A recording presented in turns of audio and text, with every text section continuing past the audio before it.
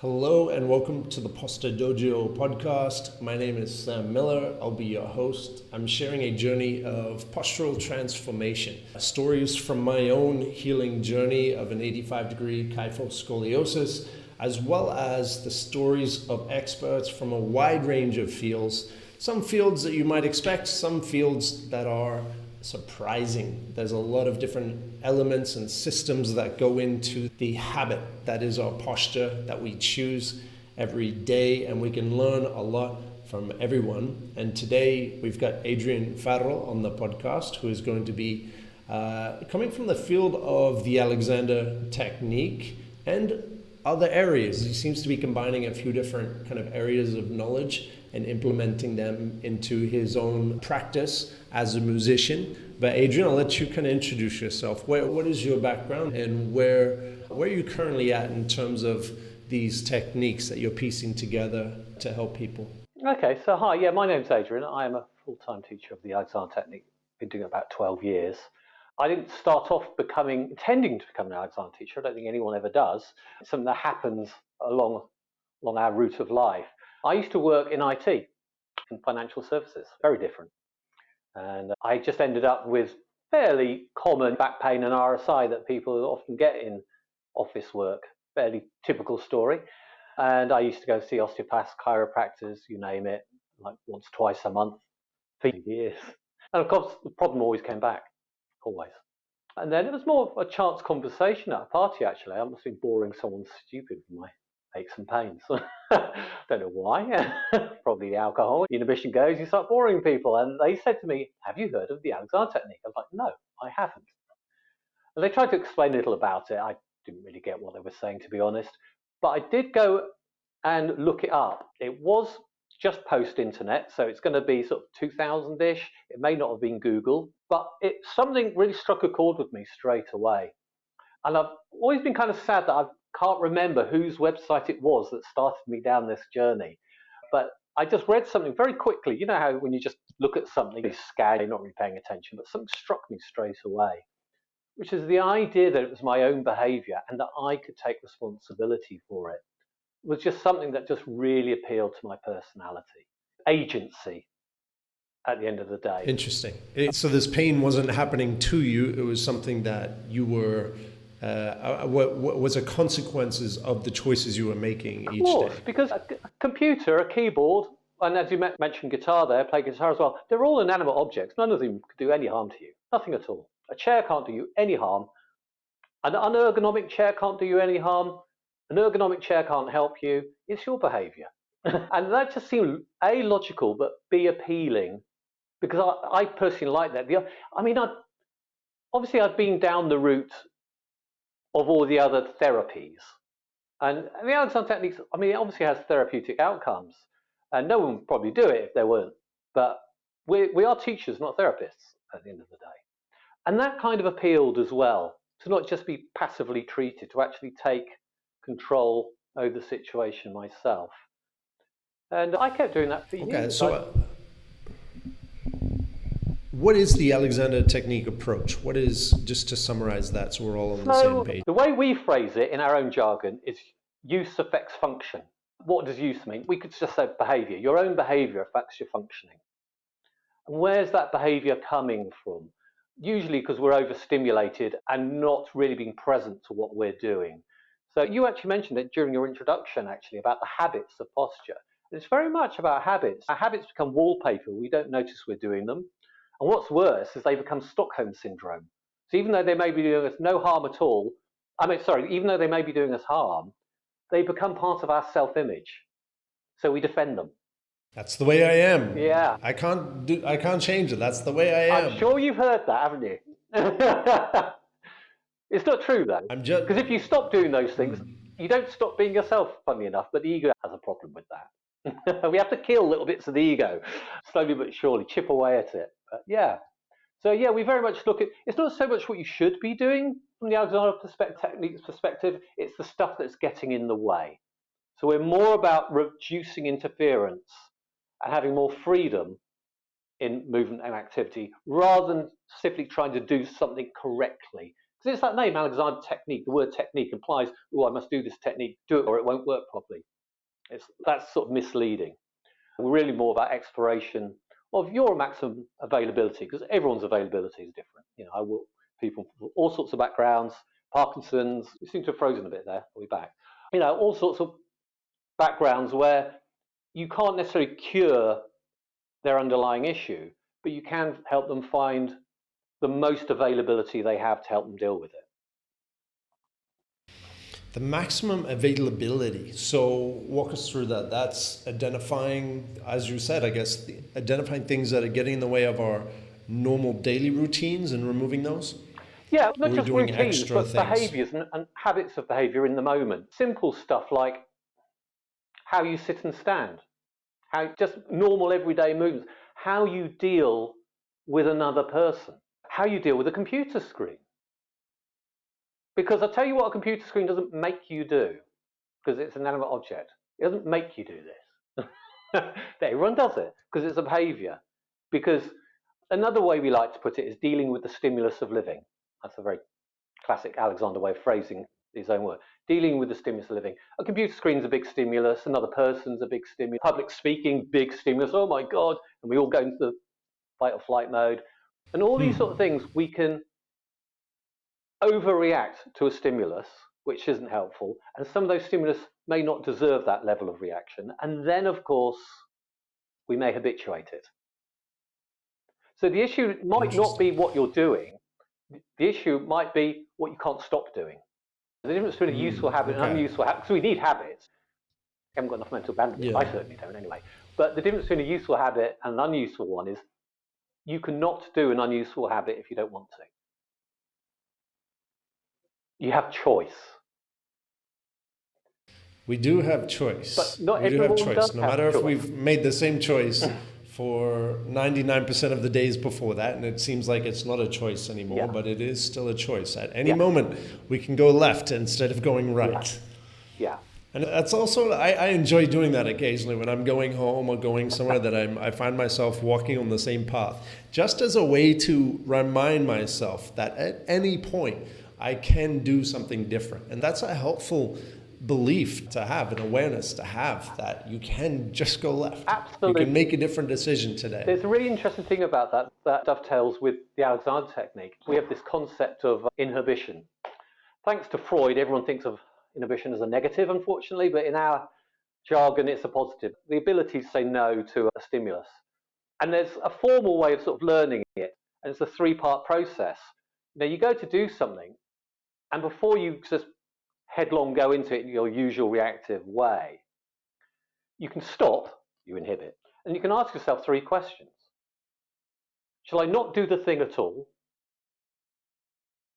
Shall I do something completely different? Or shall I go ahead and do the thing I was going to do? It's not practical always in the moment, but that's a learning process. And of course, you've just labelled one of those three. I'm going to do something completely different. Yes, delaying the response from stimulus to reaction.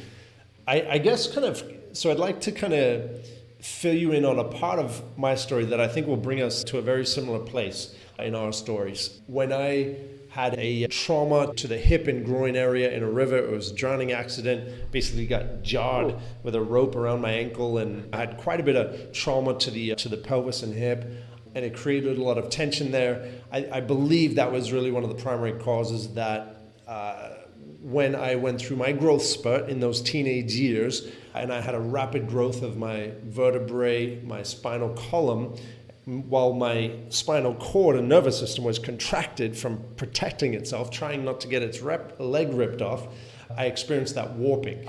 And during those years, this was late 90s, early internet days, and I was in a small town. I found a whole universe on the internet. So I spent many years over the computer, engrossed in multi-user dimensions and unexplored days of the internet, when you used to go and find things on the internet instead of the algorithm bringing you things. And not being aware, ignoring my posture as this warping was happening, created quite a severe curve. And I also noticed that when you're in these positions for such a long time, maybe you've got one hand on the mouse and you've got one here, and depending on your chair, you're really just cementing in so many tensions and compensations. So I think that fits in with that RSI. And so I'm curious, how does the Alexander technique bring awareness? Is the awareness, the awareness obviously helps in prevention and healing, but is it focused on one or the other? Strictly speaking, it's prevention. But that doesn't mean the prevention is only before the incident. You can be preventing after the incident too, just to clarify. So it's getting you to prevent, or inhibit, as we say, jargon, all the reactions and behaviors that are getting in the way. So even though you're coming to an Alexander technique teacher probably after you've in pain, their job is still prevention in terms of behavioral patterns. Because we're not trying to get you to do something correctly, but freely without the interference. And those interference patterns need to be, in a way, it's always prevention. If that answers your question. It does. And I guess as an example, I don't know if you want to use the computer or the guitar, what would that awareness look like for using the computer, for example? The first thing you have to do is recognize that the computer is a stimulus in its own right. The keyboard is a stimulus in its own right. You have to recognize the game. They are animate objects. So the first thing to do is to neutralize your response to a computer, the behavior you have to it. Like mobile phones, they're no different. People spend all this money on ergonomic furniture, but stand up and reply to my text. You're behaving the same way. It can't have been the furniture. You've got to recognize the stimulus. So what you could do, and maybe I have someone in a lesson, we do this. First thing I do is get them to be well coordinated away from the computer. Can they just sit? I'm on a piano stool. It's as ergonomic a piece of furniture as you could ask for. Sitting and standing are the same thing. You don't sit down, you stand up on your bottom. They're the same thing for the torso. So people have a mental conception that's wrong of sitting down. You don't sit down, you just stay stood up, just using your backside rather than your feet. But can you just sit and be? And most people can't even sit, let alone then interface with the computer. So can you just sit and be in your environment, using gravity to your advantage, being aware of how that supports you through the structure, and just be there. Then you can say, all right, can I turn the screen on and not suddenly get sucked into it? Can I go, okay, it's there, I'll stay here, I'm fine. Same with the keyboard. Can I bring my hands here without suddenly going, ugh? And I'll be honest, with computers, that's actually very hard. With all the best intentions, you'll keep it up for a while, but they demand so much of our attention that we do get sucked in. It's very hard. I think I respect anyone who spends a lot of time on the computer to say, this is hard. It is hard, which is why I think you have to be honest about that and go, build some breaks in. I would love to say someone could Alexander that way there through a full 8-hour working day. No one's got that level of mental bandwidth. We're only human at the end of the day. What we can do is build some extra habits in that help us cope for longer. And hopefully one of the things that will happen is our awareness bandwidth will widen, that when something starts to feel a bit off, instead of just plowing through, ignoring it, we go, maybe it's your lower back, or you're feeling something in your wrist or your shoulder, your neck. You go, you know what? I either need to move, just adjust, or just take a break. I'm going to get a cup of tea in or something, whatever. Recognizing the stimulus for what it is and being honest about it. I actually think computer work's quite hard for that bandwidth thing. By its nature, it wants us to narrow our focus, to concentrate. We're all told from school, earlier school age onwards, concentrate. But what does concentrate mean? It means narrowing your attention. Great for smaller detail, but it means you're filtering out a lot of information. And that information is how you're doing the thing that you're doing. If you're not aware of it, that's why you hurt at the end of the day. But the nature of the computer is it wants you to concentrate. That's the nature of that work. And that's the battle. Can you keep a level where you're balanced, where you've got enough self-awareness, but not to the point that you're self-conscious? And that's a growing skill. You can't If you overthink that, you'd never get any work done. So it's a growing skill to have greater capacity of self-awareness, but still recognizing sometimes we need a break. That's fine. And that break can be moving away completely or dynamically changing the setup. I have a standing desk, which I'll often switch between a full-on standing. I'll have the Nobusu balls or an irregular standing environment to mix it up, so I can kind of lean over here, stand variety. over there, Absolutely, get variety. Yeah, and whether it's a stool or sitting down, that variety just allows me to keep that movement going, keep that dynamic kind of posture going. Meanwhile, as you were saying, there's a multi-trillion-dollar industry dedicated to sucking our focus into these screens. And that's their number one priority. They are very good at it. And even with this increased awareness on the posture, there's also the breath. And I've caught myself a number of times, especially because the digital is so lifeless in a certain way. It doesn't require us to move around. It doesn't require our bodily functions to concentrate on. So we end up, at least I end up, breathing less, which I'm curious what your perspective is on that. Personally, I think we do actually want to breathe slow and deep and really intentionless. We want to have this default 5 seconds in, 5 seconds out is a great kind of benchmark pace. I'm curious what your perspective on the breath is. The only thing you can do with your breath is interfere with it. Sometimes we constructively interfere with it. How else can we talk? Sing, blow a candle out, swim underwater. So there's constructive interference, and any attempt to breathe correctly is an interference.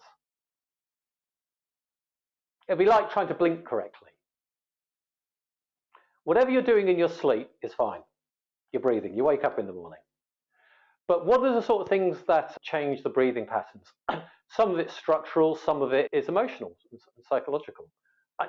You had a previous guest on, I saw on TikTok, and I only saw a bit of it, but he was talking about the emotional aspects of posture, and I really related to that. It's very much true. We very much have to respect people's inner experience. And from an Alexander perspective, we're kind of in many ways more interested in people's thinking and therefore nervous system than we are with like muscles and things. They're kind of, muscles are often useful as an outer clue, an indication, but they're not the bit that we're necessarily directly interested in. Yeah, if you don't need to do good breathing, you will be breathed. And again, we can ask, what are the interference patterns that are getting in the way? Sometimes an overly concentrated mind brings us into that kind of state where we're little held. And when we're little held psychophysically, as we say, because we don't see a difference between the mind and the body in this work. We don't think they're connected because they'd have to be separate things to connect. René Descartes was wrong. It was encouraged to be wrong by the Catholic Church, but those were the days. We treat a person as a singular functional entity. Mind, body is one thing. And what are some things you can notice with interference patterns is obviously the breathing. It's not just posture. You notice interference patterns in the breathing. But Alexander originally he had this term called true primary movement, which was to do with the movement of the torso. And of course, that is a physical aspect. We can look at the physical aspects of that mechanism. Unfortunately, he dropped that phrase. I don't know why entirely. I kind of wish he'd kept it. I mean, he was initially known as the breathing man. His work started from voice work because he wanted to be an actor, and then started making more and more observations about behavior, assuming it was his own behavior only. Then realized everyone's doing this. Everyone's overreacting and interfering. In terms of just posture, your rib attaches to your spine, articulates with your spine. Your diaphragm articulates with the spine, so that when you breathe, your spine moves. There's a little wobble that goes along it. And I think a lot of the problem with computer work is people are often slumped back because they don't know how to recline. All right, I am sat upright. I don't have a back to this chair, but I wouldn't expect them to actually sit all day. I'd expect them to recline. That's what the back of a chair is for. But they recline badly as well in a collapsed way rather than keeping their length. And what happens is because their their spine can't move properly, their rib cage can't move properly either. What's worse, they're probably actually slumped down on it, making it worse. So nothing's working properly. But it's as much a state of mind. A held state of mind is going to have a held behavior, and that will reflect in the breathing as well. But if in doubt, breathe out. Don't breathe in. You'll never forget to breathe in. If in doubt, breathe out. I like that. Yeah, we've definitely appreciated the power of the exhale and what can be done on that. Back to your kind of the being of the mind and the body, there is no separation. I mean, when you look at the brain and the noodle spinal cord brain that stems from it through the center of the spine, and then woven throughout your rib cage, woven throughout the rest of your body, you start kind of realizing, okay, yeah, it is, the mind is certainly the body. And you think with your little finger. What's that? You think with your little finger. We think with our little finger. And every part of ourselves. Thought is, and awareness is throughout an entire nervous system. You said something really interesting, actually. I was reading a book on Isaac Newton, because I'm obsessed with the nature of gravity, even though he got it wrong. But in that book was one of his, not colleagues, but what's the word I'm looking for? Someone else who was around at a similar time, forgotten the proper word for it is, made a comment very similar that you just said. And I'd look it up if, I wish I had it to hand actually, but back in the 1600s, someone was making this same comment, this idea that this nervous system is woven into our physicality, and therefore our thinking is woven into our physicality. It's part of it. Okay, so on that, our nervous system is, so yes, our eyes, our ears, our tongue, our skin, we have all of these senses that are being processed in this brain. And also, it's sending and retrieving signals throughout the whole body of this. And our brain is, I see it as quite electrical, our heart more magnetic, that pumping force. And we can create the similar energetic fields as an electromagnetic mechanism, right? So we can be compared to that. And I've often referred to us as these kind of electromagnetic antennas.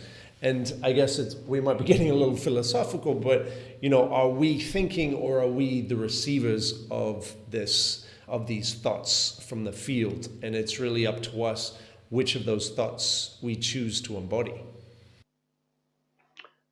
Yeah, I mean, we're very much a product of our environment, and we're embedded in it, and we're a part of it, and your functioning doesn't exist without it.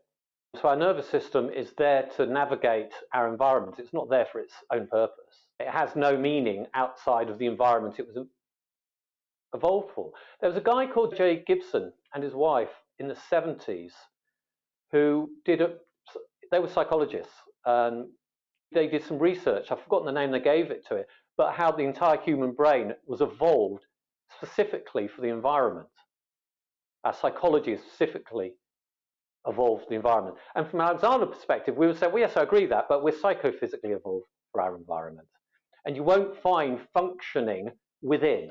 I think a big mistake, a lot of, want of a better word, people use body work, they make is they try to look for, and personal trainers I think sometimes do this as well, they look for functioning inside, but it's like plucking a fish out of water, turning it over in your hands and go, where's it swimming? I can't see swimming in this fish. Because you've removed the entire context for it to be to swim. It needs to be in water, and we need an environment to work in. I think human ego seems to somehow separate ourselves from our environment. I'm not talking green issues here as such, but we move not because we have arms and legs. That is not the reason we move. The reason we move is because we have a mental engagement with an external environment that says I want to interact with it. I don't put my hand from there to there because I've decided to tighten a bunch of muscles, and it's all thinking. I put my hand there because my mind was already there. My mind was in the external that says I can go from there to there. That's a mental decision. And therefore, my hand going from there to there is actually a thought. I'm moving thought. I've already got thought there, but I'm moving another thought into it. It's all thinking. There is thinking, but I would add, I would not underestimate the effect of the gut instinct, which may have been there before the thought. When I So, say thinking, you know, I'm not necessarily talking about language. okay. I'm talking about awareness. Because obviously all animals think. A dog thinks, Okay. a giraffe thinks, a cat thinks, and they all move great. And why do they move Sure. great? Because they're being part of their environment. Humans are very good at changing their environment so it's not one that they were evolved for. We give ourselves a huge collective pat on the back for creating this environment, but we've never learned to actually deal with it. That was one of Alexander's points, that the problem is our inability to deal with the environment we created for ourselves. He said a hilarious thing back in 1905, that the problem is the pace of modern living. He had no idea what was to come. And he was saying that in 1905. Context, he grew up in rural Tasmania and then moved to London. So London probably did seem, in 1905, quite different to Tasmania and Australia. Yeah. But yeah, we just haven't adapted to the environment we've created. But because of this intellect thing, we have this amazing ability to introspect in ways that we invariably habituate. Yeah. Yeah, I think we adapted to the environment so well with now our limbs and our legs and our arms and our opposable thumbs. And now we've started to adapt we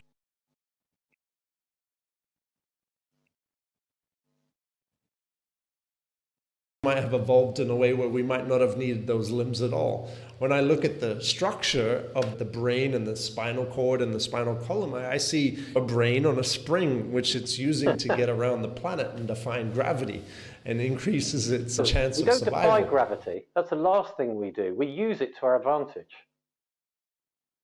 Never defy. Yes, to renegotiate our relationship with that's like gravity. a fish trying to defy I do water. prefer to That's call it nonsensical.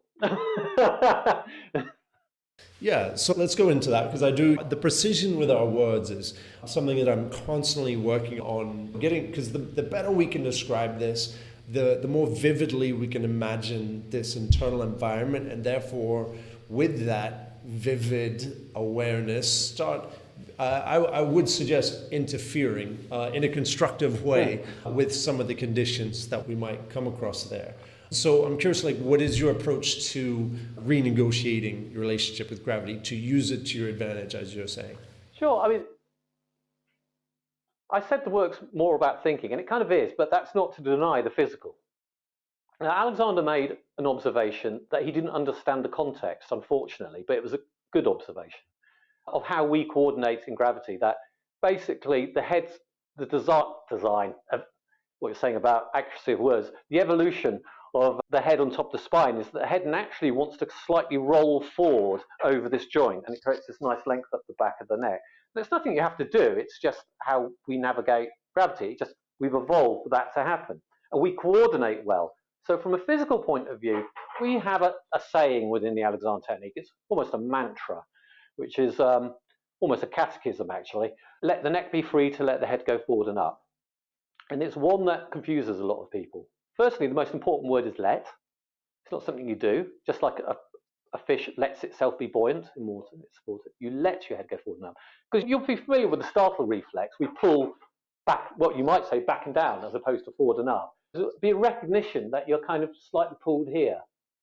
And it's very common to see people slightly kind of like this all the time, pulled back here.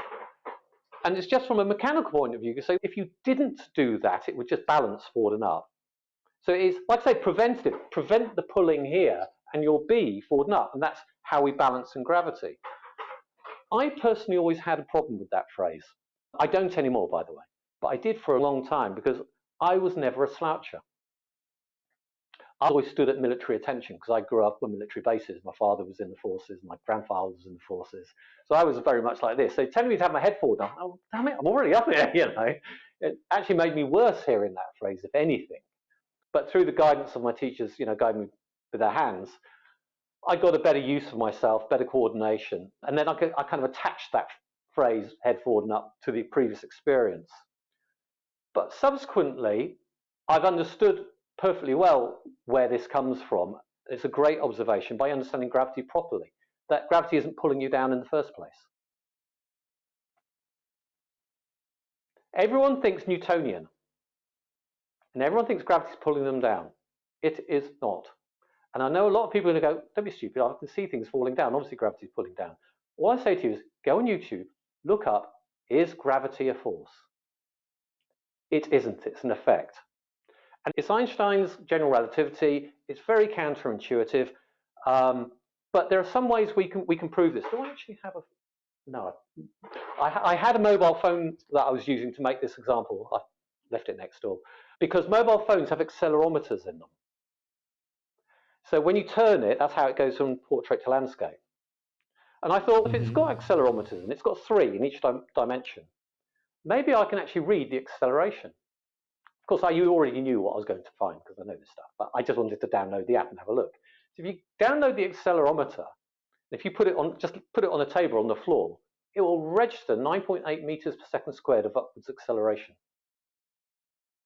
If you throw it in the air, it will measure nothing, effectively measuring no gravity. When you're in free fall, you are weightless. If you jump out the window, you are weightless. It's not until you're on the ground that you're weighted. Why? Because your weight is mass times acceleration. That's what weight is. Same as force. Weight effectively is a force. You don't have personal weight. You have a relationship between your mass, the mass of the other body, and the acceleration between the two. So you're actually getting upwards acceleration pushing you up. It's a bit like telling people to learn to swim. Say, get in the water. That water is going to try and suck you under. Try and stop it. Can you imagine the behavior? Panic. Instead of telling people, the water can give you buoyancy. Work on the buoyancy, and then we can add the limbs to actually swim and stuff. Feel buoyant. We are buoyant on the ground. We've got this up thrust. And of course, the way we've evolved to be biped is it comes up our skeletal structure into the base of the skull, slightly to the rear. So our skull actually meets the spine up here. Higher than most people realize, kind of level with the underside of the nose. And it's slightly to the rear. So the up thrust is going to tip your head forward. Obviously, it's pushing up as well. That's Alexander's forward and up. And all I have to do is surf it. And all I have to do is not have that reaction and habit of being like this all the time. And go, no, just let it come up and let it support me. And it's a movement. Because we're so mobile, there's a trade-off between mobility and stability. You want to be stable, be a tortoise.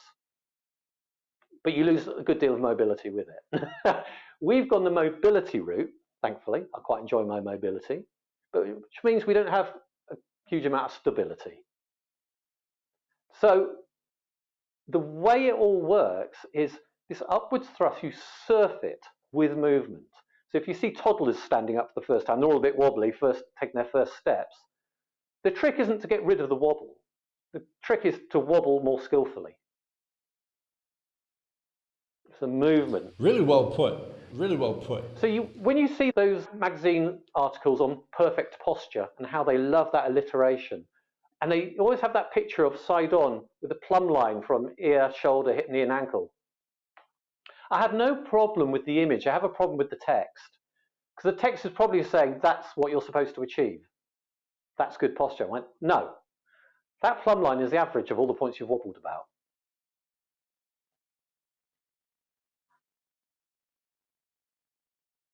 Would you want to replace sit up straight with let your head go forward and up? Not necessarily. It can be a useful phrase, but isn't a useful phrase for everyone. It depends how people filter language and where the past habits are. I think it's a useful shorthand if you understand the context, yes. Just saying that to someone outright, oh, how can I stop slouching? Oh, let your head go forward and up. I just look at you funny. So I do teach online.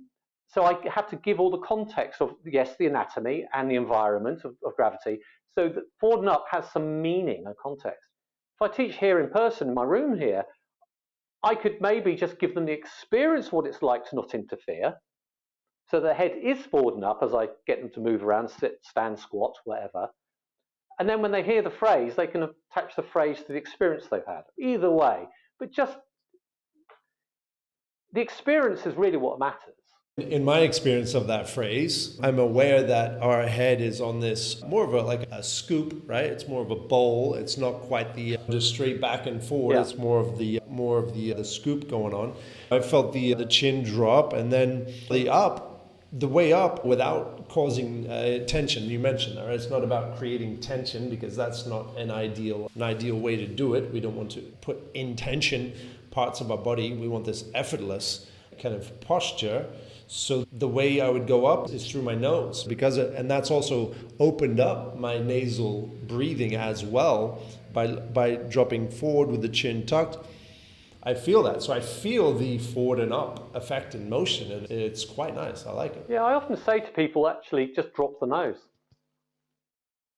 Another problem I have with the word forward and up, again, filtering. People hear things, filter it, and then respond to it in a way that makes sense to them. And what happens a lot is people have a few Alexander lessons, and they'll actually try to do forward and up. And you'll see them like kind of, if I'm just here naturally, if I was then to mimic it, they kind of go, I'm like, what are you doing to yourself? I'm letting my head go forward and up. No, you're not. You're posturing yourself. The important word is right, yeah. the important part isn't the forward and up. The important part is It's more the thought. It's the thought and the perspective more than the actual posturing of it. Just the thought of it alone will reconfigure you. Yeah. If it needs to. But you never know how someone's going to filter a word. I often have to change my language depending on who I'm talking to. I can sense either their eyes are glazed over or it's producing a behavior that I didn't want to encourage. I go, all right, how can I put this another way? So there's no formal language that will make someone change everyone's behavior positively every single time. Teaching is a real art.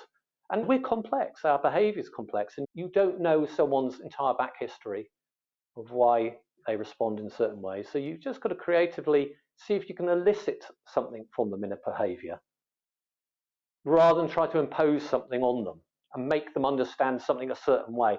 Again, as I said right back at the beginning, this idea of I've done a technique that you've got to get it right. No, it's a method of exploration. Just see if we can find things that are easier for you. And there are some simple observations. Yeah, like the head going forward and up is a natural good coordination for a human who's upright. It's a good observation, but as a phrase, it still may not be that useful to someone. It wasn't to me. It is now, but it wasn't initially. When it comes to postural, let's say compromised postures. So maybe it could be some type of trauma, some type of chronic stress or tension, various sources of the reason the nervous system is contracted and therefore warping the spine throughout those growth teenage years. The releasing of it does require, or it is a lot about letting go and getting out of the way of the breath and allowing the breath to rebuild the posture, I guess, in this positive, let's say, constructive interference way by learning how we can de-rotate parts of the rib cage that have been rotated in a scoliotic curve.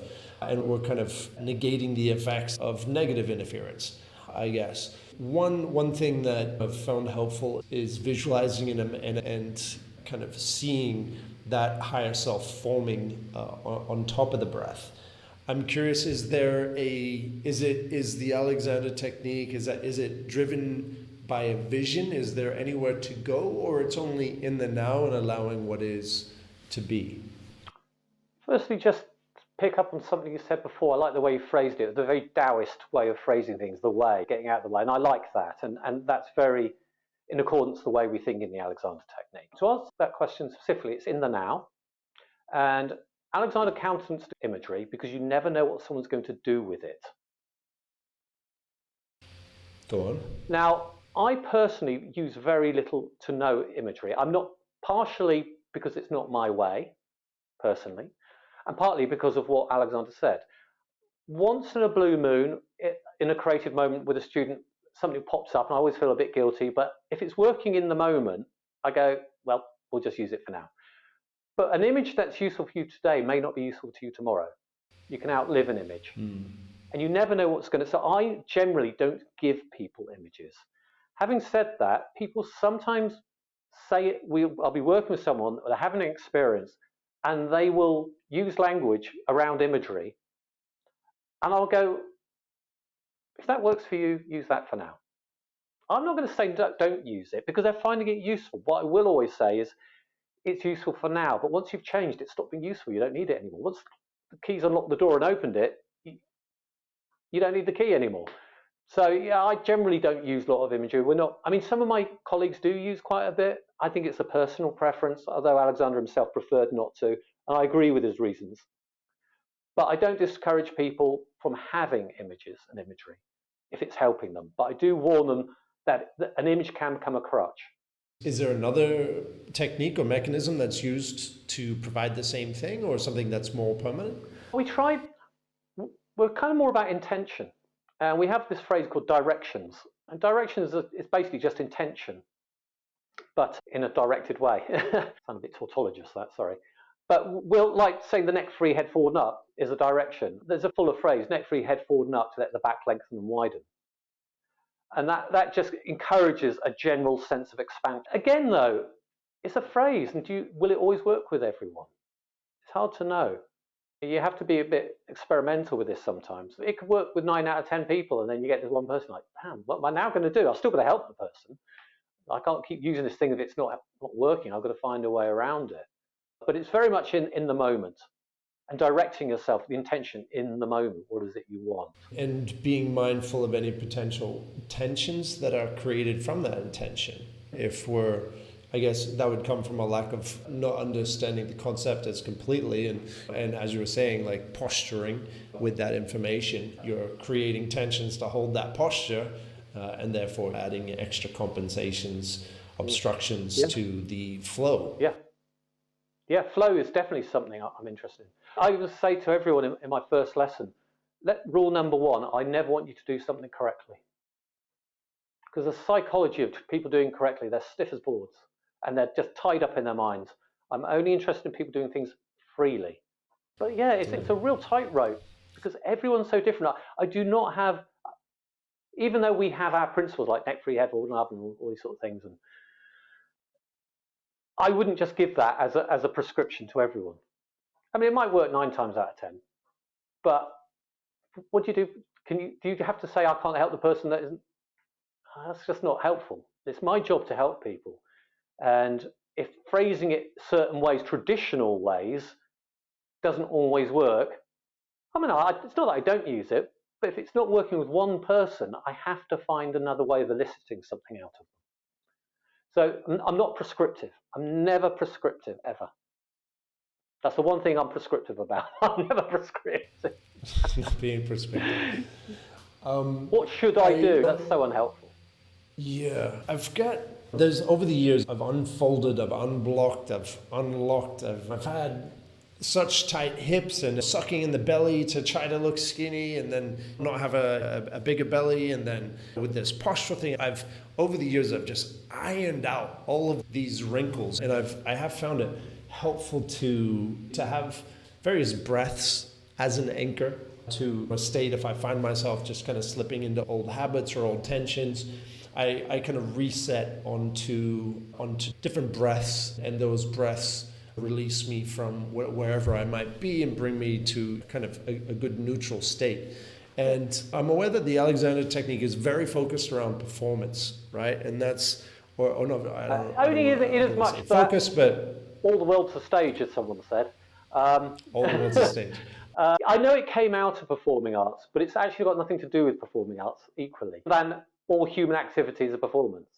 I agree. And especially now with our phones and putting Instagram stories, we're speaking to hundreds of people as we would be on a stage. So that effect is only amplified now. And so we're all actually already public speakers, but we might not have brought the awareness that we could to that. But I think it's always a great time to start. And I actually have a public speaking event coming up, and I've dealt with those nerves and those shakes and my lack of breathing. But over the years, I've gotten better and better at it. I'm curious if is there a default state? Is there an anchor? What would you I know you literally just said you wouldn't tell someone what they should do, but maybe there's some reminders because remembering things in certain situations can be quite helpful for people. Well, let's So, use public are speaking. there things? Let's use it as an example, because I've been there too. I used to work in IT. I used to be kept in a dark room in the basement. So when I became an Alexander teacher and I had to start giving workshops, I had to become a public speaker, and it's terrifying to begin with. And now I don't think about it at all, almost. You could literally phone me up and say, can you be here in 5 minutes, 100 people, give a talk, I'll be there. Hurry. Just, not a problem. So dealing with the stimulus of living, because you were saying, you've had more experience. The stimulus has gone down simply through experience. That alone, keep chipping away at it. If it's something you're finding difficult now, fine. But in a year's time, with so much more experience, the stimulus will change and it will get easier just through the act of doing it. So you can't tell someone, don't have a reaction to this stimulus.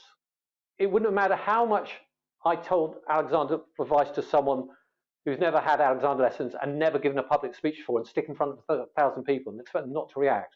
Of course they're going to react.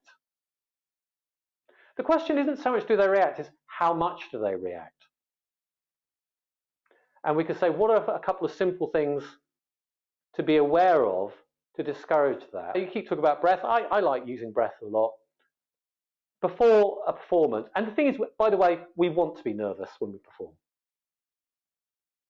If you're giving a talk and you're totally calm and cool, it's going to be one flat, uninteresting talk. So don't let nerves, the sight of nerves in themselves, be a thing to cause you a reaction to your nerves. Because the wonderful thing about the phrase dealing with the stimulus of living, not life, living, is we can react to ourselves. So we start feeling nervous and then we react to ourselves feeling nervous. Just say, being nervous is totally normal and totally fine. It's going to help you give a better performance. There's a fantastic guitarist, singer-songwriter called John Gone. And he's talked about his own stage fright issues. And he says, my nerves are a sight of my superpowers coming on board. That's how I get up there and do what I do. So first you recognize nerves. I now consider it a sense of excitement of something that is about to happen. They are there because something exciting is happening. There's consequential things happening, and I do now perceive them as good, exciting things. Yeah. So first thing is recognize that, so you're not going in a self-loop spiral of reacting to your own reaction. Second, and that's just understanding the situation nicely, the reality of it. It's okay to be nervous. Maybe the nerves are getting a bit too high. Use breath work. Keep it simple. Keep everything simple. For things to be useful, it has to be simple. We're complicated enough. There's no point adding complication to a complicated organism like this. Nice long out breaths. You don't have to be particularly technique about it, but if your out breath is longer than your in breath, it does cause your parasympathetic nervous to kick in. Which is why I said earlier, if in doubt, breathe out. It does all sorts of things. It helps your diaphragm to fully release, because your diaphragm isn't used on an out breath, so it comes up again nicely. So it will help you reset your breathing, so you get more of your breathing functionality. Those nice long out breaths, breathe all the way out and let go, and let an in-breath come. Let the in-breath do you. Then once you find yourself breathing out again naturally, let's join in at some point and blow it all the way out. As simple as that. You can do 3 to 5 of those to reset your breathing. You can do them for 30 seconds to a minute to really calm you down. You can do it through your nose, no one needs to know. The other thing is just recognizing other habits. And the main one is the startle reflex, isn't it? The physicality, because of our psychophysicality, if we change our physical behavior, we can change our nervous system response as well. It's the same side of both, equal side of the same. That's what I'm trying to say. They're both the same sort of part of the equation. So if you do recognize this, and you could say, let's just say it does work for enough people, do let your neck be free to let your head go forward. No, release that tension into length up there and let the shoulders go down. Find the support from the floor. I mean, it depends if someone's spoken to me for half an hour or 1 minute. I haven't got, in 1 minute, enough time to explain general relativity. But for those that have worked with me a bit more, they go, yeah, I can just let this ground support me, send me upwards, and be part of my environment. Just be. Functioning, self-environment unity is a definition of function and being, and it depends whether you're having a more philosophical conversation with someone or a more practical one. So people come to me with movement issues, and I'm talking about functioning. Self-environment unity is functioning. That's the definition of it. But you could say, can I just be with this support, with air? By the way, you never suck air in. You can't.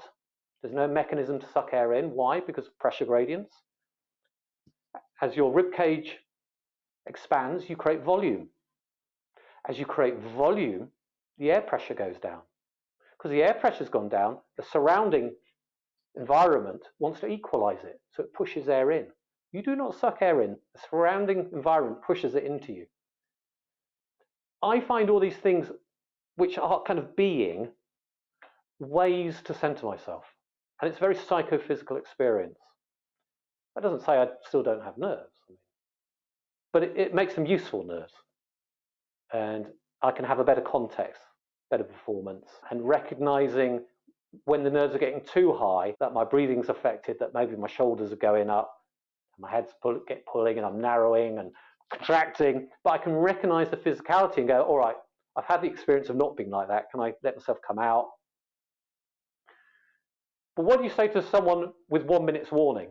I don't know. It's a lot of awareness. It's a lot of awareness. And I think in some ways that may be what those nerves are, is the awareness of a lot of things happening, a lot of perspectives that are about to collide, a lot of expectations forward and back from the crowd to yourself. I think there's so much potential information that perhaps it is the nervous system being overwhelmed and starting to need its engine to process all of that potential information that's starting to flood into the system. I don't know if that's accurate, but I mean, we're just throwing some ideas out. One of the most useful things you could probably get someone to do who's had no interest in any of these things that we've discussed, had no exposure to it. But what you're talking about, the engine revving up, is that they're kind of going to fight or flight mode. And it demands activity. It demands action. I'll just get them jump up and down on the spot. That will get them breathing. That will get them. That will get some movement going. The movement will be distraction. It might make them feel a bit silly, but it kind of brings you back to yourself. A simple thing like jumping up and down on the spot. It gives you activity. It scratches the itch of the fight or flight response needing to do something. Mm-hmm, mm-hmm. And that would probably be more useful than telling the poor soul to have their head fallen up. Which I look at you kind of funny and be, what? Yeah. To act in congruence with that elevated excitement, with that elevated state of what's happening. Exactly. And you're off stage. Again, the resistance that will create that or increase the interference going on. Yeah. So we're coming up on an hour. I think it's time we're going to change our position. So we'll move on from here. But I appreciate you a lot for sharing your perspective. You're obviously very nuanced, and I think it's clear that you're focused on things at work. You're focused on helping people remember things, because that is much more likely that someone can remember something than comply. So I've definitely noticed that in you. I think those are very helpful phrases that you've shared to remember, letting the head go forward and up, and when in doubt, breathe out. I think those are very useful sounds to remember and to integrate. Please share what you help people achieve, what people come to you for, offerings you have to help those people, and where can they find you? Okay, so people actually come to me for all sorts of reasons. I do have probably a good percentage of clients who are pretty much like I was, office workers. Office work does seem to be creating quite a toll on society on a psychophysical level. I mean, they don't recognize it as a psychophysical issue until after they've worked with me. They recognize it as a physical one. And they come with the usual aches and pains, back pain, shoulder pain, neck pain, RSI, these sorts of things. That is a large percentage of my client base, because I think that's what society has created, and other modalities haven't been getting to the nub of it. I mean, in fairness, I'm often people's last port of call, and I'm not complaining, because the Alexander Technique was the last port of call for me after many years of trying other stuff. There's also a section of people who are guitar players, because I play guitar and I've written a book called Effortless Guitar. It's out on Amazon in conjunction with Guitar Vivo. I shall be seeing my publisher tonight because we're going to a gig together. Should be fun. And we've just got that turned into an audiobook. We've just submitted that to Audible. So fingers crossed they'll say yes to an Audible book. And that's basically the Alexander Technique for guitar players, specifically for guitar players. To be honest, the first 2/3 of the book could be relevant to anyone from any walk of life. It's only the last third that's really obviously specific for guitar players, because what your general functioning always affects your specific functioning. And guitar playing is specific functioning. So for example, I've helped people, horse riders. I know nothing about horses really. Horses actually are brilliant Alexander Technique teachers because they're so sensitive and they give great feedback. But so I've helped people with the performance around their horse, being on the horse and etc., things like that, despite not being a horse rider myself. But a lot of musculoskeletal issues. But I went through a phase a couple of years ago. I had quite a few clients with Parkinson's. A lot of my colleagues actually market niche towards Parkinson's. Will there be another edition of the book, The Effortless Computer Probably User? not. I would quite like there to be a second edition. I think the way I present, because it was written, I was invited to write it, and we had a bit of a deadline, and I've not written a book before. I think there are certain things I could have formatted to make the exercises a little more obvious. But also there's little bits of information I've learned. So I thought, ooh, I would change what I've written there. Minor stuff. I would like a second edition, but I think it is mostly there, to be honest. But yeah. I've suggested for the last few years, as it's obvious that this augmented reality, AR/VR, is coming slowly over this decade, but it's certainly, the Apple Vision Pro is certainly starting to kick in. I've suggested that it actually might be healthier for us, and I say healthier, loosely, but it's a more natural way to interact with this digital space. All of a sudden, we're not glued to this fixed screen position, and all of a sudden we can stand on 2 feet, we can turn our body fully, and we might be able to actually use those devices with, I gotta really choose my words here, but in an easy, we can avoid interference more easily with these devices, perhaps. I'm not sure. And I'm not sure. So I'm curious what your perspective on that would be. Funny enough, you should mention it, because my family, we went to a virtual reality thing a couple of weekends ago that was ancient Egypt, and you carried your backpack had the computer in it, and you had this full-on headset. And you're basically in a big empty room, and so you can look at people just wandering around. But when you're in it, somehow they get it so no one bumps into each other. It was amazing. It was really fun. And for entertainment, fantastic. But in terms of actually interfacing for work, how are you inputting data? Because that's what ultimately happened. It's not just what you receive, it's what you give out. Now, if you're going to have to talk, so you don't use your hands. So you can do that anyway. We already have software, but then you've got people around you. If you're in an office, they don't want to hear you, blah, blah, blah. Maybe that's why office work home working becomes better, because then you can just talk. You don't need virtual reality in that. You can just talk. It's got Dragon software. I've had clients over the years who've had disabilities that find use of keyboard hard. They use Dragon software. Maybe everyone starts to use Dragon software at home. They even need VR for that. It depends on what they're being expected to input and why and how. Very good point. Yeah, voice isn't practical for an office unless, we go back to sealed cubicles. The typing inside is not great. So that would lead me to think that thought inputs would be accelerated pretty quick. And I know the tech has already started to decipher and actually repaint dreams from people, but a fairly simple kind of brain sensor triggered through a thought-controlled input software might be on the horizon pretty soon there. Well, possibly. In that case, we're certainly losing certain things as we go deeper into this. And if you're not learning to write words, how's your reading them? And I think it's kind of coming about it the wrong way. How's about just learning to do what we do efficiently? I used to work in IT, but I was always a two-finger typer. because we never have to write reams of stuff. It's just like a little command prompt or something. So I'll be there. My wife is a fantastic touch typist, and I actually encourage all my clients who are office workers to learn to touch type. Not so they can type faster, but so they can type more lazily, but still get more output. So I don't just teach people at school to touch type, but teach them, maybe schools have programs with the Alexander technique in it, so that they can be there, just chill, just going. They don't have, none of this stuff makes you do anything. So stop looking for solutions for the problems of your own behavior. It's not, the outside world isn't the issue, it's the way we respond to it. How's about just having some self-awareness? Why keep running away from ourselves? That seems like a scary solution.